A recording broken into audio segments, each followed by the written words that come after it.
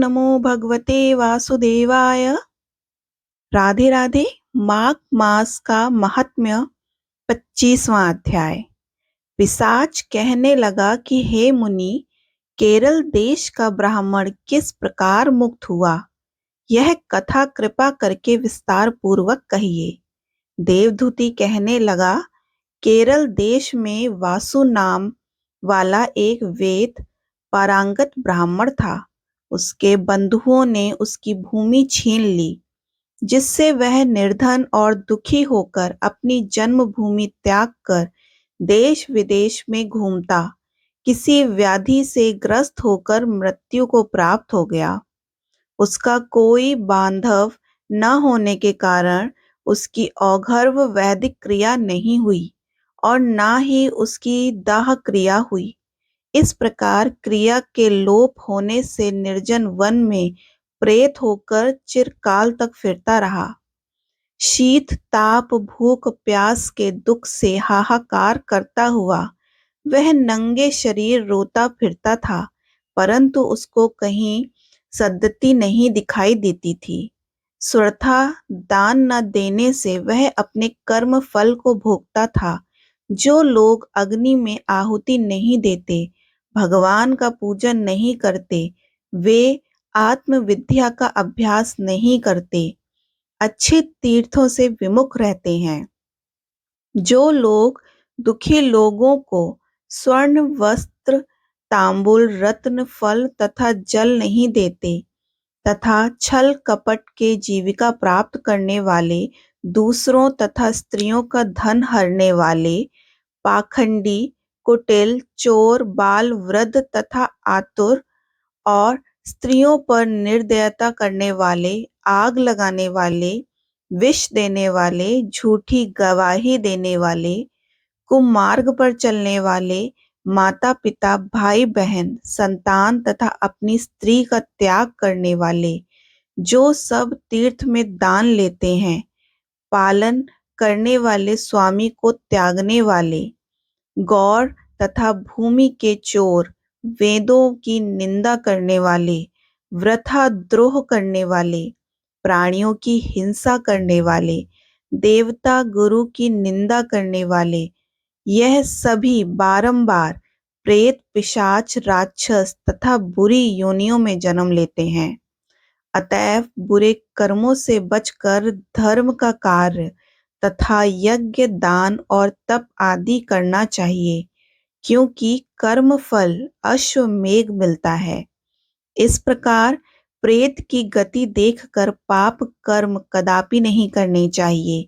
ब्राह्मण कहने लगा कि इस प्रकार उस केरल ब्राह्मण ने उस पर्वत पर अधिक समय व्यतीत करके एक मार्ग में एक पथिक को देखा, जो गगरियों से त्रिवेणी का जल लिए हुए था, आनंद पूर्वक भगवान के चरित्र का गान कर रहा था। प्रेत ने उसका मार्ग रोक कर कहा कि तुम डरो मत, इस गगरी का जल मुझको पिलाओ, नहीं तो मैं तुम्हारे प्राण ले लूंगा। देवदूति कहने लगा कि दुखी दुर्बल नंगे मुरझाए हुए तुम कौन हो, पैरों से पृथ्वी को स्पर्श न करके चलते हो। लोमश जी बोले, प्रेत यह वचन सुनकर कहने लगा कि मेरा ऐसा होने का कारण सुनो।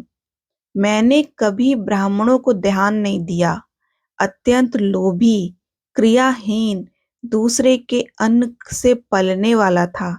मैंने कभी किसी को भिक्षा नहीं दी, ना दूसरे के दुख से दुखी हुआ। प्यासे प्राणियों को मैंने कभी जल नहीं पिलाया। मैंने कभी छाता जूता दान नहीं किया, ना किसी को जल का पात्र पान या औषधि किसी को दी। ना मैंने अपने घर में कभी किसी अतिथि को ठहराकर उसका सत्कार किया। अंधे वृद्ध अनाथ और दोनों को मैंने कभी अन्न से संतुष्ट नहीं किया और ना ही किसी रोगी को मुक्त किया। ना कभी ब्राह्मणों को दान दिया, ना कभी अग्नि में हवन किया। बैशाख आदि मास में किसी को ठंडा जल नहीं पिलाया। ना ही मैंने बड़ या पीपल का कोई वृक्ष लगाया। ना ही किसी प्राणी को बंधन से छुड़ाया और कोई भी व्रत करके शरीर को नहीं सुखाया। इस कारण मेरा पूर्व जन्म सब बुरे कार्यों में ही व्यतीत हुआ। मेरे पूर्व जन्म के कर्मों से ही मेरी यह गति हुई।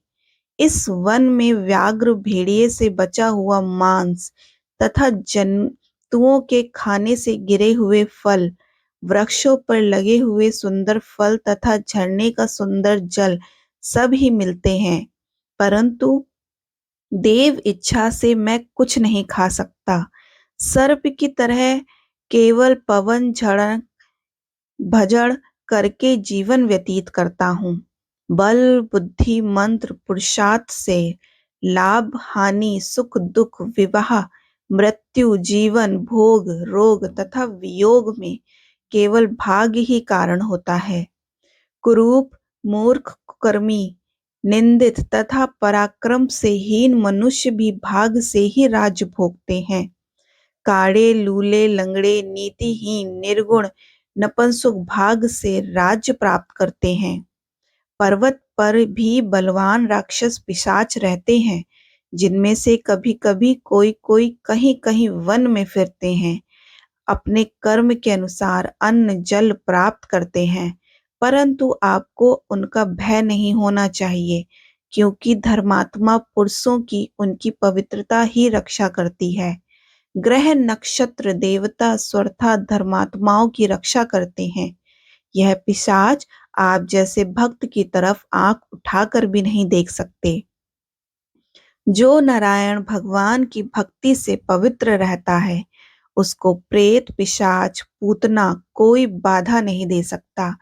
भूत, बेताल, पिशाच, गंधर्व, काग्नि, शाकनी, ग्रह रेवती, यज्ञ, मात्र ग्रह, भयंकर ग्रह कृत्या, सुपर कुष्मांड तथा दूसरे दुष्ट जंतु पवित्र वैष्णव की तरफ देख भी नहीं सकते।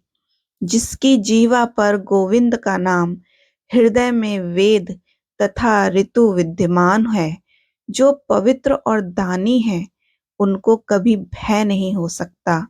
ब्राह्मण, इस प्रकार कर्मों का फल भोगता हुआ मैं यहाँ रहता हूँ, ऐसा सोचकर मैं शोक नहीं करता। एक बार मैं ज्वालिनी नदी के किनारे पर गया था। वहां पर घूमते हुए मैंने सारस के वचनों को सुना।